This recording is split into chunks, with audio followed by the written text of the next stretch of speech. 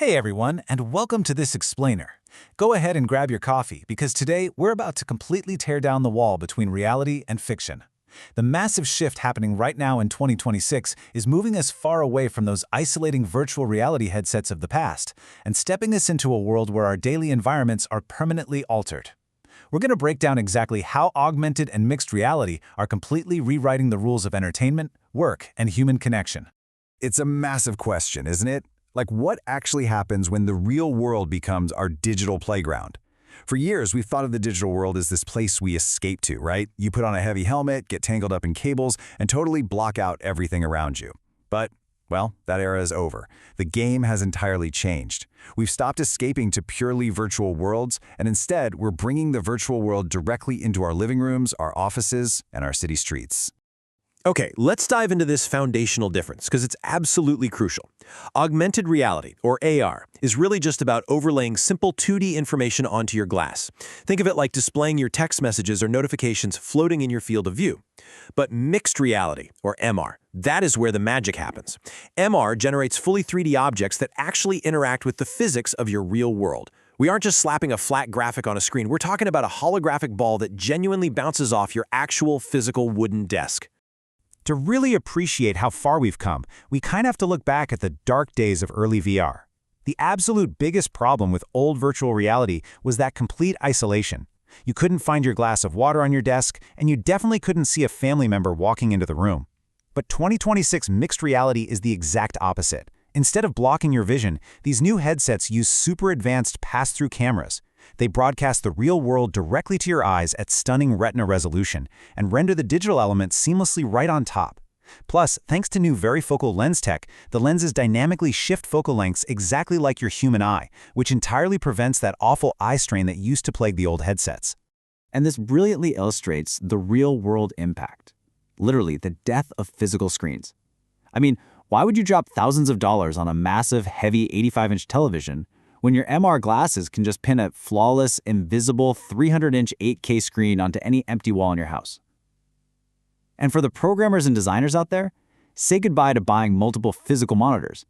You can now suspend an infinite number of holographic monitors in the mid-air space around you, and you just access them simply by turning your head. All right, let's move on to Section 1, Hardware Mutation, from helmets to smart glasses. So how did we actually get here? Just look at that number, less than 50 grams. Thanks to some truly massive breakthroughs in the miniaturization of nanometer chips and solid-state battery tech, we now have graphene batteries. These powerhouses keep the device weight incredibly low, so they look exactly like a casual pair of sunglasses while somehow still delivering over 18 hours of continuous charge. Now, what's really interesting here is how all these pieces fit together. We've got these lightweight batteries and micro OLED screens with a pixel density so high that the old screen door effect is entirely a thing in the past. But you might be wondering, how can lightweight glasses render such stunning graphics? Well, the secret is 6G distributed cloud offloading. The glasses don't actually render the heavy graphics at all. They basically act as receivers and sensors. The heavy lifting is completely offloaded via an ultra-fast wireless connection to the smartphone in your pocket or just directly to cloud servers. Let's neutrally break down the 2026 market leaders making all this happen because the heavy hitters are targeting completely different users. First up, the Meta Orion Pro focuses on an extremely wide field of view with flawless 3D holograms. This one is aimed directly at general users and heavy social media integration. Then there's the Apple Vision Air. This offers absolute integration with the Apple ecosystem, controlled by micro eye and finger movements, making it perfect for designers, executives, and luxury lovers. Finally, the X-Real Lite 3 disrupts the whole market by pricing under $300 with direct tethering to Android phones, making it the absolute go-to for gamers and movie watchers. Which brings us to Section 2, the application, holographic gaming and work. Picture this, you're playing an action RPG, and suddenly your physical living room ceiling splits wide open. A holographic dragon rendered in jaw-dropping Unreal Engine 5 graphics drops right into your room. And because the LiDAR technology physically detects your furniture, that dragon actually perches onto your real-world TV stand. When it breathes fire at you, you quite literally have to dive and take cover behind your real living room couch to avoid taking damage. Apologies in advance to anyone who accidentally knocks over their coffee table. This environmental awareness has birthed entirely new genres of gaming. We're now seeing room-scale tower defense, where you literally build defensive towers on your bedroom rug to stop virtual orcs from crawling out from under your real bedroom door. We have tabletop holographic board games, where Dungeons & Dragons characters literally come alive and battle across your dining table. And of course, we can't forget AR fitness RPGs. Imagine jogging in your local park while your glasses show terrifying zombies running toward you from behind the actual physical trees. But, it's not all play. Productivity has seen a massive revolution too, totally disrupting platforms like Zoom. The old way of remote work was staring at a flat, 2D webcam grid. The new way is telepresence. You put on your glasses and your coworker's photorealistic 3D avatar is sitting directly in the empty physical chair right across from you.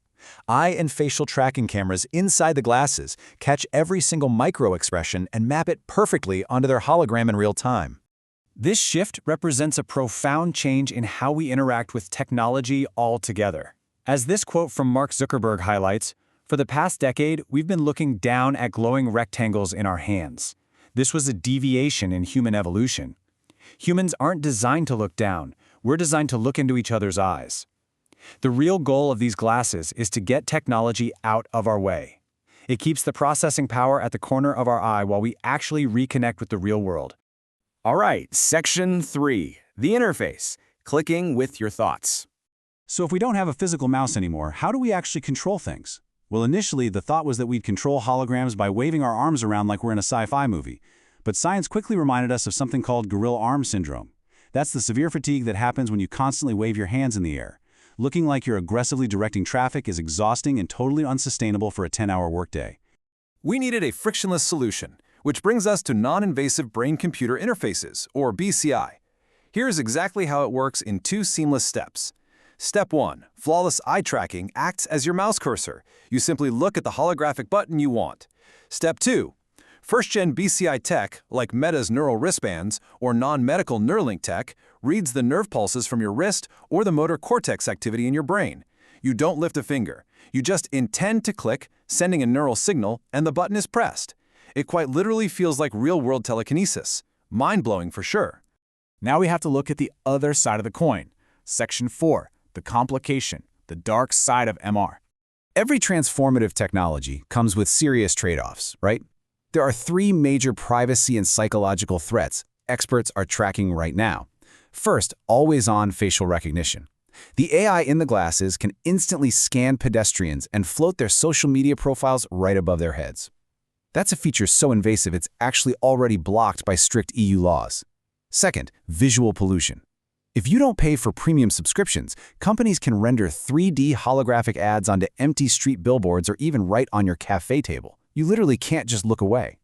And third, reality dissociation syndrome. Psychologists warn that after wearing these glasses for 10 hours a day, the unaugmented real world can feel painfully empty and colorless because the brain has fully adapted to those hyper-exaggerated holographic floating objects.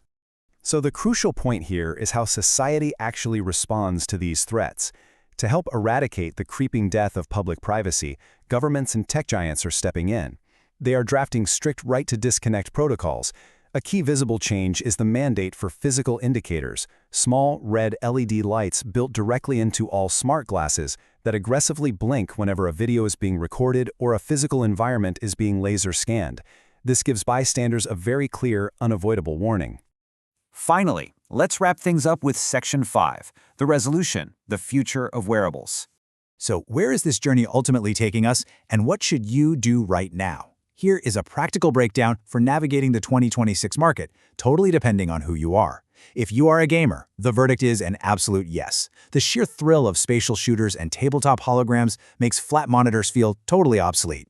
If you are a programmer or designer, it is the perfect replacement for clunky multi-monitor setups, instantly boosting your productivity. However, if you are a casual social media user, the verdict is to just wait. You'll definitely want to hold off for the next generation, when batteries are even stronger and standard models drop comfortably below that $500 mark. We are absolutely still at the dawn of this revolution. The glasses we're wearing today might just be the equivalent of those old flip phones right before the smartphone era really took over.